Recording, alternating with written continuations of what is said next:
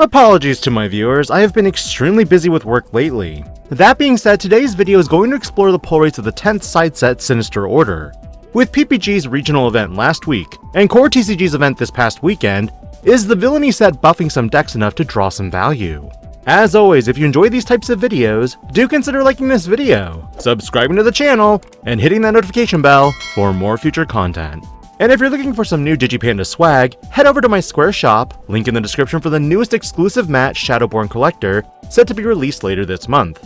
Sinister Order, like most side sets, has the following pull rates from a single box: 6 guaranteed super rares, 2 alternate arts, and the potential of another alternate art, or a secret rare. Although I only opened 12 boxes, today's video looks at a sample size of 90 boxes, a far cry from what I normally present in these videos. Based on this sample size, this approximately equated to 7.5 cases, with 3 chase cards pulled amongst the sample size. Briefly, the chase cards available for this set are Quartzmon Ace, Darkness Bogramon, Lucemon Satan Mode, and Apocalypse, with a special 2-star Black War Greymon Ace available.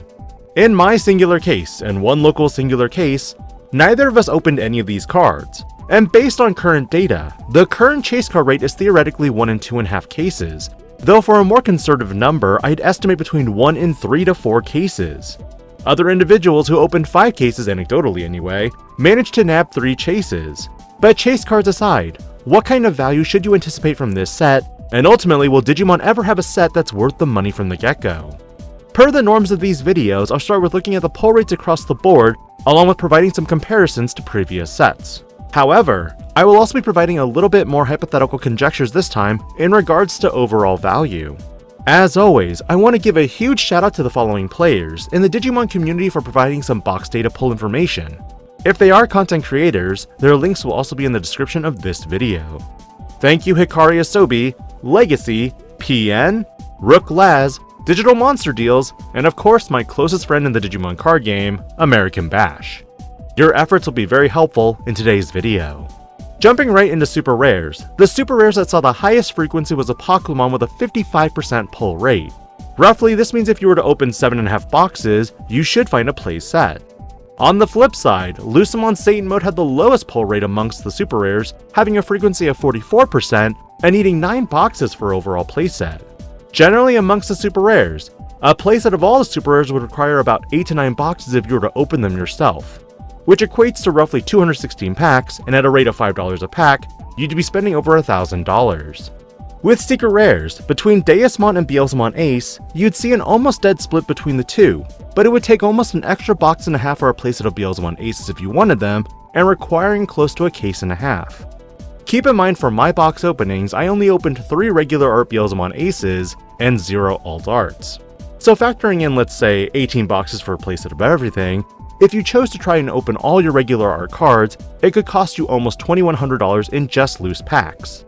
And the question, is the value there? Unveiling the rest of the values, you can see roughly here's what it cost you in regards to raw packs if you were to open them for a play set. But bottom line, it's easier to just pick up singles. It always is. Based on a playset of base rarity cards, current prices as of Saturday, October 4th would be about $240 for base rarity. But the real value comes in the form of your alt arts, limited common and uncommon cards, and of course the chase cards. But again, as I mentioned, you have a 1 in 3 to 4 chance of possibly getting that chase from a case. But how good are the alt arts? Your alt arts are going to see a similar clumping issue as previous side sets, though from a standpoint of this limited data that I've managed to gather, Darkness Bogramon and Warudamon were some of the hardest alt arts to pull between the 90 boxes. This equated to roughly a 5% chance and needing 72 boxes for a play set. The most common alternate art ended up being Quartzmon Ace, with Machinedramon following closely behind by 1 copy. With 19 occurrences across the sample size, it would take roughly 19 boxes to get a play set. The only problem is, it's not really worth it. Machinedramon has an almost identical amount, just shy another box to get a play set. Again, unveiling all the data here, if you wanted to open your own alt arts, you can get an idea of how worthwhile it'd be to pull your own copies. But when it comes to secrets, amongst the 90 boxes, Deusmon was the more commonly pulled alt art than Beelzemon again, and would take between 2 to 3 cases for a playset of each. Keep in mind again, my case did not yield a single copy, but it did have 4 copies of alt art Black War Greymon Ace. Though the bottom line, is buying this set worth it? We've discussed the standard pull rates between the regular arts, alt arts, and chase rates, But what's the value currently looking like? Values were pulled from TCG Player on the 4th of October in the middle of Core TCG's event.